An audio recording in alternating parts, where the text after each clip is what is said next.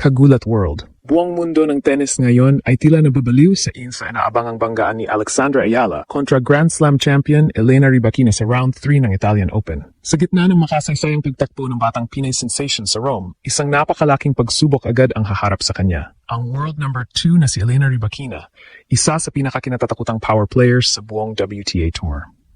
Mainit na mainit ang pangalan ni Alex matapos niyang dominahin si Wang Xinyu sa straight sets, 6-4, 6-3 upang makapasok sa round of 32 ng Italian Open.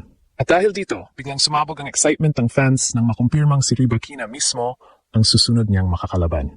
Hindi biro ang hamon na ito. Si Elena Rybakina ay hindi lamang dating Wimbledon champion. Siya rin ang reigning Australian Open champion ngayong 2026 at kasalukuyang world number 2.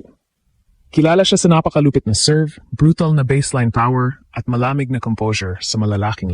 Sa katunayan, natalo niya sina Aryna Sabalenka, Iga Swiatek at Jessica Pegula sa ilan sa pinakamalaking torneo nitong taon. Pero dito ngayon lalong kinikilabutan ng tennis world. Dahil si Alex ay hindi na simpleng underdog. Sa bawat torneo, mas lalo siyang lumalakas. Mas nagiging agresibo, mas fearless. At habang parami ang foreign fans na humahanga sa kanyang laro, tila unti-unti nang naniniwala ang buong mundo na may espesyal na bagay na paparating mula sa Filipina star na ito. At ngayong haharapin niya ang isang Grand Slam champion sa isa sa pinakamalalaking stage sa Europe. Magsisimula na ba ang pinakamalaking upset ng career ni Alex? Hindi na mapigilan ngayon ang matinding ingay sa social media matapos opisyal na makumpirma ang blockbuster showdown sa pagitan ni Alex at world number 2 Elena Rybakina sa Italian Open. Sa dami ng fans na sumusubaybay sa bawat galaw ng batang Pinay sensation sa Rome, tila naging isa na itong global event kaysa ordinaryong round 3 match lamang. At may dahilan kung bakit sobrang laki ng tensyon. Dahil sa unang pagkakataon sa kanyang career, haharap si Alex sa isa sa pinakamapanganib na player sa buong women's tennis. Isang Grand Slam champion na kayang durugin kahit sino kapag nag-init ang laro. Si Elena Rybakina ay hindi basta elite player lamang. Isa siya sa pinakakinatatakutang power hitters sa WTA Tour ngayon.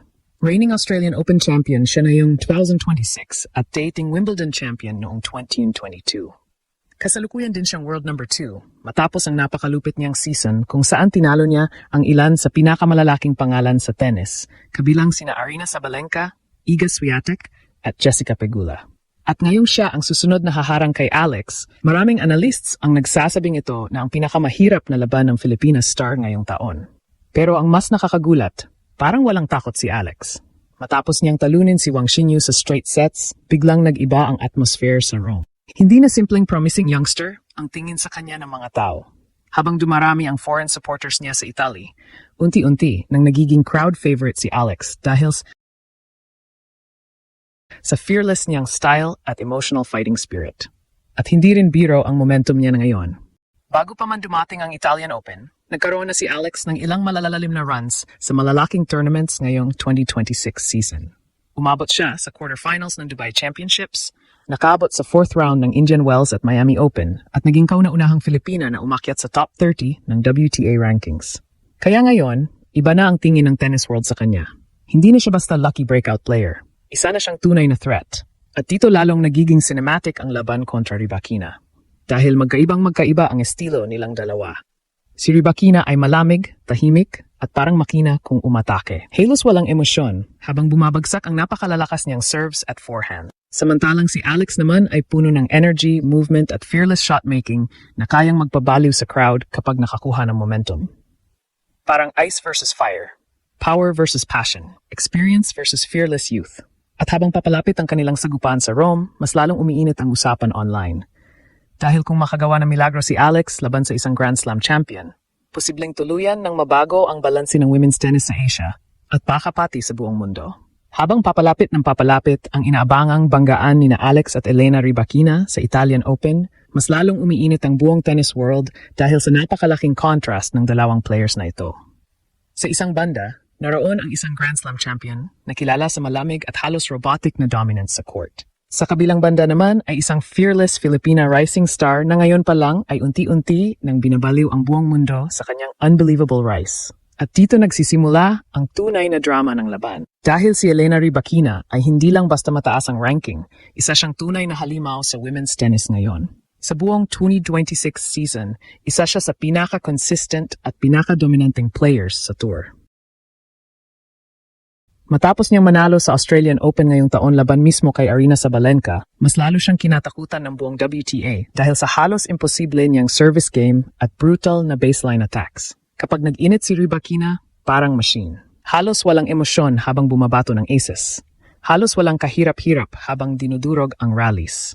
At yun mismo ang dahilan kung bakit maraming analysts ang naniniwalang isa siya sa pinakamahirap kalabanin sa buong tour ngayon.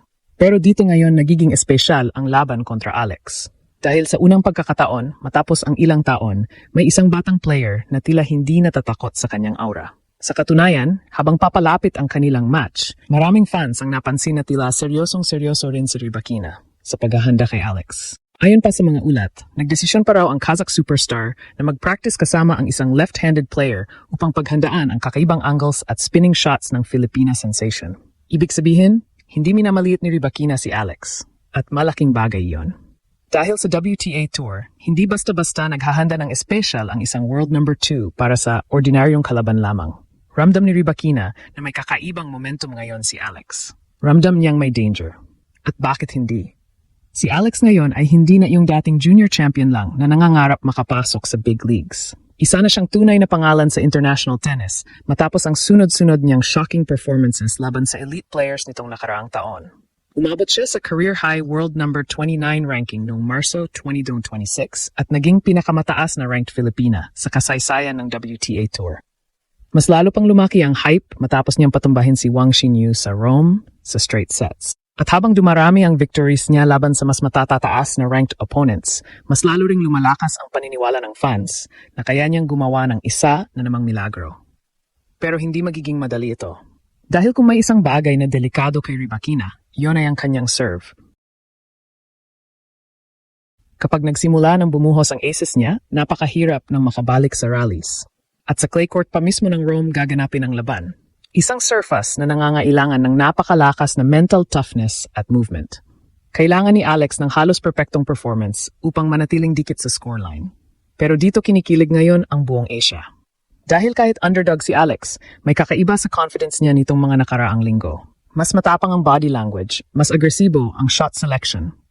At higit sa lahat, tila hindi na siya natitinag sa pressure ng malalaking pangalan. Parang gusto niyang ipakita sa buong mundo na hindi siya natatatakot kahit Grand Slam champion pa ang kaharap. At habang milyon-milyong fans ngayon ang naghihintay sa kanilang laban sa Rome, parang may pakiramdam na may espesyal na mangyayari. Dahil minsan sa sports, may mga gabing hindi sapat ang rankings. May mga gabing hindi sapat ang experience. At kapag dumating ang sandaling iyon, maaring gulatin ni Alex hindi lang si Elena Rybakina, kundi ang buong mundo mismo.